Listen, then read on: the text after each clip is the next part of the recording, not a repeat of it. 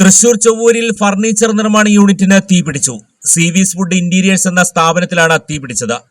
വ്യാഴാഴ്ച പുലർച്ചെ 1:15 സംഭവം.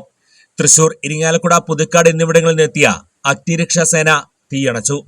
തൃശൂരിൽ നിന്നും assistant station officer Shanavas TS, senior fire rescue officer Jyothikumar KA എന്നിവരുടെ നേതൃത്വത്തിലായിരുന്നു തീയണച്ചത്.